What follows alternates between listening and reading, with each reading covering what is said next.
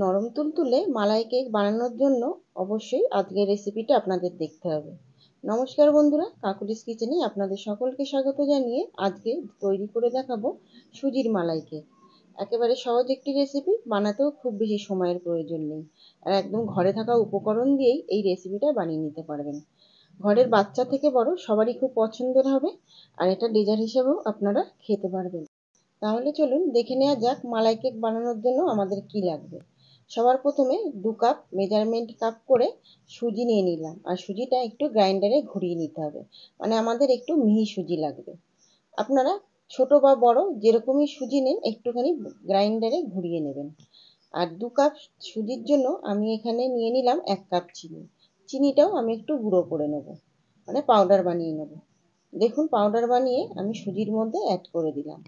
Add করে দেবো এখানে হাফ টি স্পুন এলাচ গুঁড়ো।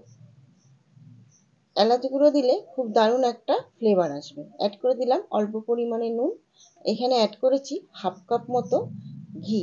আপনারা চাইলে এখানে সাদা তেলও ব্যবহার করতে পারেন বা বাটারও ব্যবহার করতে পারেন, তবে সুজির সঙ্গে ঘির ফ্লেভারটাই যেন বেশি ভালো লাগে। এখানে অ্যাড করে দিলাম 1 কাপ টক দই। এবার সমস্ত জিনিস খুব ভালোভাবে মিশিয়ে নিতে হবে। আর এখানে নিয়েছি 1 কাপ মেজারমেন্টের কাপ করে 1 কাপ দুধ। দুধটা হালকা উষ্ণ গরম হলে সব থেকে ভালো হয়। অল্প অল্প দুধ দিয়ে একটা স্মুথ ব্যাটার বানিয়ে নেব। দেখুন অল্প অল্প দুধ দিয়ে আমি সুন্দরভাবে ব্যাটারটা বানিয়ে নিচ্ছি। ব্যাটারটা স্মুথভাবে বানানো হয়ে গেলে ঢাকা চাপা দিয়ে রেখে দেবো 30 থেকে 40 মিনিটের জন্য।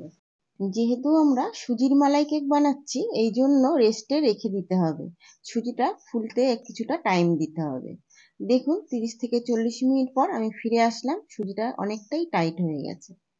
এরপর বাকি দুধটাও অ্যাড করে দেব, আর ব্যাটারটা খুব স্মুথভাবে বানিয়ে নেব। প্রয়োজন হলে এখানে আরও কিছুটা দুধ আপনারা অ্যাড করে দিতে পারেন, তবে আমার আর প্রয়োজন হয়নি। আমার 1 কাপ দুধেই কিন্তু ব্যাটারটা খুব সুন্দরভাবে তৈরি করে ফেলেছি। এরপর অ্যাড করে দিতে হবে 1 teaspoon baking powder, half teaspoon baking soda. Baking soda আর বেকিং পাউডার দেওয়ার সঙ্গে সঙ্গে কিন্তু এটা বেক করতে দিতে হবে, বেশিক্ষণ ওয়েট করা যাবে না।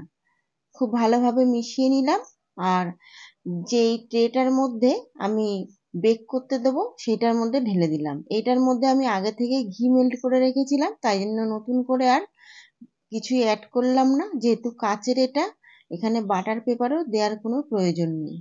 এবার সমস্ত ব্যাটারটা এখানে অ্যাড করে দিয়ে একটু ড্যাপ করে নিতে হবে, যাতে কোনো দিকে ফুলে ফেপে না থাকে। এরপর মাইক্রোওভেনে 10 মিনিট আমি 140 ডিগ্রিতে প্রিহিট করতে বসিয়েছিলাম, আর কনভেকশন মোডে 30 মিনিট আমি এখানে বেক করতে দিলাম।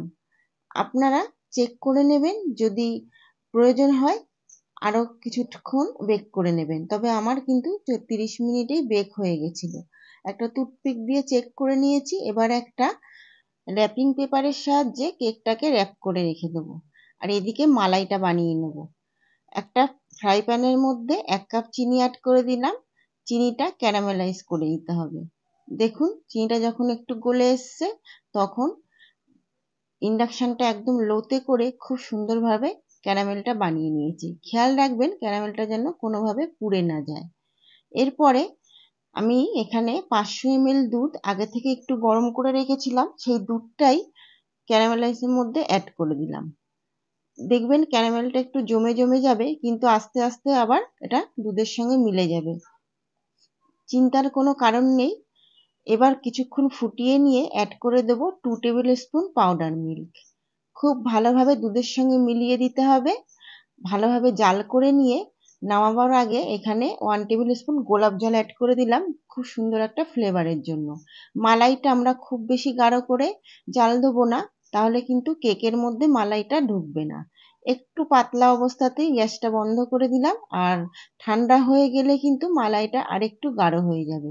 এবার কেকগুলোকে পিস পিস করে কেটে নেব। কেকটাকে দেখুন পিস পিস করে একটা ছুরির সাহায্যে আমি কেটে নিচ্ছি, যাতে খুব ভালোভাবে মালাইটা ঢুকে যায়। আমি এর মধ্যেই মালাইটা দিয়ে দেবো, অন্য কোনো জায়গায় তোলার আর দরকার নেই। কেটে নেওয়ার পর কেকের গায়ে টুথপিক দিয়ে বা কাঁটা চামচের সাহায্যে একটু ছিদ্র করে দেবেন, যাতে সমস্ত জায়গায় খুব ভালোভাবে মালাইটা ঢুকে যায়। দেখুন আমি কিন্তু মালাইটা যখনই ঢেলে দিচ্ছি একদম খুব সুন্দরভাবে টেনে নিচ্ছি। মালাইটা দেওয়ার পর কিছুক্ষণ ওয়েট করে তারপর আপনারা সার্ভ করতে পারেন, বা কিছুক্ষণ টাইম ফ্রিজে রেখে ঠান্ডা ঠান্ডা সার্ভ করলেও খেতে কিন্তু মন্দ লাগবে না। ওপর থেকে একটু পেস্তা কুচি ছড়িয়ে দিতে পারেন, তাহলে আরও ভালো লাগবে। পেস্তা না থাকলে আপনারা কাজুও দিতে পারেন, বা কোনো কিছু না দিলেও কিন্তু কেকটা খেতে এতটা টেস্টি হয় যে কোনো কিছুর আর দরকারই নেই।